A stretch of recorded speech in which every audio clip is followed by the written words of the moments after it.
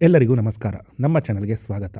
ಇವತ್ತು ನಾವು ಹೋಟೆಲ್ ಹಾಗೂ ರೆಸ್ಟೋರೆಂಟ್ಗಳಲ್ಲಿ ಸಿಗುವಷ್ಟೇ ರಿಚ್ ಆಗಿ ಚಪಾತಿ, ರೊಟ್ಟಿ, ಪರೋಟ ಹಾಗೂ ನಾನ್ಗೆ ಸೂಪರ್ ಕಾಂಬಿನೇಷನ್ ಆಗಿರೋ ಪನ್ನೀರ್ ಮಸಾಲ ಗ್ರೇವಿ ಮನೆಯಲ್ಲಿ ಪರ್ಫೆಕ್ಟ್ ಆಗಿ ಹೇಗೆ ಮಾಡೋದು ಅಂತ ನೋಡೋಣ.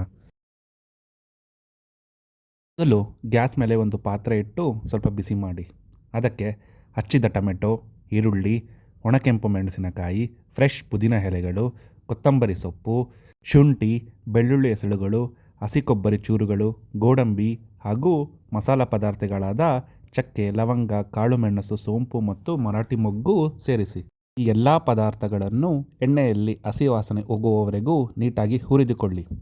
ಗೋಡಂಬಿ ಮತ್ತು ಹಸಿ ಕೊಬ್ಬರಿ ಸೇರಿಸುವುದರಿಂದ ಗ್ರೇವಿಗೆ ರೆಸ್ಟೋರೆಂಟ್ ಶೈಲಿಯ ಸಾಫ್ಟ್ ಹಾಗೂ ಕ್ರೀಮಿ ಟೆಕ್ಸ್ಚರ್ ಸಿಗುತ್ತದೆ. ಈಗ ಗ್ಯಾಸ್ ಆಫ್ ಮಾಡುವ ಮುನ್ನ ಗಸಗಸೆ ಮತ್ತು ಧನಿಯಾ ಕಾಳುಗಳನ್ನು ಹಾಕಿ ಲಘುವಾಗಿ ಹುರಿಯಿರಿ. ಗಸಗಸೆ ಸೀದು ಹೋಗುವ ಸಾಧ್ಯತೆ ಇರುವುದರಿಂದ ಕೊನೆಯಲ್ಲಿ ಹಾಕಿ ಹುರಿಯಿರಿ. ಇದು ಗ್ರೇವಿಗೆ ಒಳ್ಳೆ ಘಮ ಮತ್ತು ಗಟ್ಟಿತನ ಕೊಡುತ್ತದೆ. ಈ ಮಿಶ್ರಣವನ್ನು ಪೂರ್ತಿಯಾಗಿ ತಣ್ಣಗಾಗಲು ಬಿಡಿ. ಪೂರ್ತಿ ತಣ್ಣಗಾದ ಮೇಲೆ ಮಿಶ್ರಣವನ್ನು ಮಿಕ್ಸಿ ಜಾರ್ಗೆ ವರ್ಗಾಯಿಸಿ ಅಗತ್ಯವಿರುವಷ್ಟು ನೀರು ಸೇರಿಸಿ ನಯವಾದ ಪೇಸ್ಟ್ ಆಗಿ ಗ್ರೈಂಡ್ ಮಾಡಿ ಪಕ್ಕಕ್ಕೆ ಇಡಿ. ಈಗ ಮತ್ತೊಂದು ಪಾತ್ರೆಯಲ್ಲಿ ಸ್ವಲ್ಪ ತುಪ್ಪ ಹಾಕಿ ಬಿಸಿ ಮಾಡಿ ಅದಕ್ಕೆ ಕ್ಯೂಬ್ಸ್ ಆಕಾರದಲ್ಲಿ ಕತ್ತರಿಸಿದ ಪನ್ನೀರ್ ತುಂಡುಗಳನ್ನು ಸೇರಿಸಿ ನಂತರ ರುಚಿಗೆ ತಕ್ಕಷ್ಟು ಉಪ್ಪು, ಚಿಕನ್ ಮಸಾಲ ಪೌಡರ್, ಗರಂ ಮಸಾಲ, ಖಾರದ ಪುಡಿ ಮತ್ತು ಅರಿಶಿಣ ಪುಡಿಯನ್ನು ಹಾಕಿ ಮಸಾಲೆಗಳು ಪನ್ನೀರ್ಗೆ ನೀಟಾಗಿ ಕೋಟ್ ಆಗುವಂತೆ ಲಘುವಾಗಿ ಮಿಕ್ಸ್ ಮಾಡಿ ಫ್ರೈ ಮಾಡಿಕೊಳ್ಳಿ. ಪನ್ನೀರನ್ನು ತುಪ್ಪದಲ್ಲಿ ಮಸಾಲೆ ಜೊತೆ ಲಘುವಾಗಿ ಫ್ರೈ ಮಾಡುವುದರಿಂದ ಪನ್ನೀರ್ ಸಾಫ್ಟಾಗಿ ಉಳಿಯುತ್ತದೆ ಮತ್ತು ಗ್ರೇವಿಯಲ್ಲಿ ರಬ್ಬರ್ ಥರ ಗಟ್ಟಿಯಾಗುವುದಿಲ್ಲ.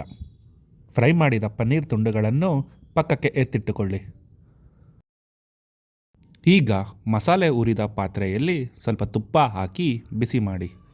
ತುಪ್ಪ ಕಾದ ನಂತರ ಸ್ವಲ್ಪ ಸಾಸಿವೆ ಸೇರಿಸಿ ಅದು ಚಟಪಟ ಅನ್ನಲು ಕೆಲವು ಸೆಕೆಂಡ್ಗಳು ಕಾಯಿರಿ. ಈಗ ನಾವು ಮೊದಲೇ ರುಬ್ಬಿಟ್ಟುಕೊಂಡ ಮಸಾಲ ಪೇಸ್ಟನ್ನು ಇದಕ್ಕೆ ಸೇರಿಸಿ ಚೆನ್ನಾಗಿ ಮಿಕ್ಸ್ ಮಾಡಿ. ಮಿಕ್ಸಿ ಜಾರಿಗೆ ಸ್ವಲ್ಪ ನೀರು ಹಾಕಿ ತೊಳೆದು ಆ ನೀರನ್ನು ಗ್ರೇವಿಗೆ ಸೇರಿಸಿ ನೀಟಾಗಿ ಬೆರೆಸಿ. ಗ್ರೇವಿ ಚೆನ್ನಾಗಿ ಕುದಿ ಬಂದ ನಂತರ ನಾವು ರೋಸ್ಟ್ ಮಾಡಿಟ್ಟುಕೊಂಡ ಪನ್ನೀರ್ ತುಂಡುಗಳನ್ನು ಸೇರಿಸಿ ಹಗುರವಾಗಿ ಮಿಕ್ಸ್ ಮಾಡಿ. ಒಮ್ಮೆ ಟೇಸ್ಟ್ ನೋಡಿ.